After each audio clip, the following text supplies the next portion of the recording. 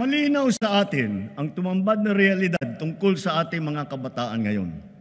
Ang kakulangan sa kaalaman at sa kakayahan, lalo na sa matematika, sa agham, sa pagbabasa at sa wastong pag-unawa. Ang mga nagda-drop out at mga hindi nakakapagtapos sa junior o senior high school. Ang kalahating milyong bata na nagbabanat na ng buto. Kung tayo ay nagpupundar ng malaki para sa infrastruktura, mas malaki pa ang ipupundar natin para sa ating mga mamamayan.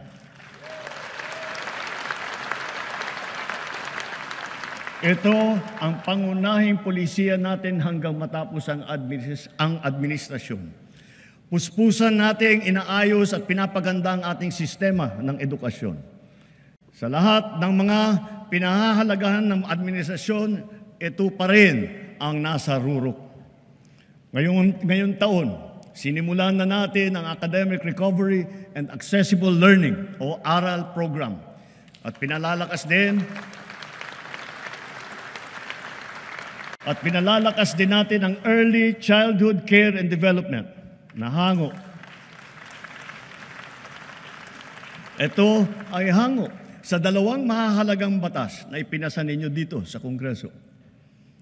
Maraming mag-aaral ang nakakaranas ng bullying o kaya ay nagde-depress.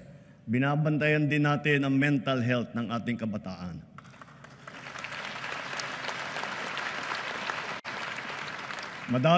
Magdadagdag tayo ng mga school counselor na magsisilbing sanggunian at gabay nila.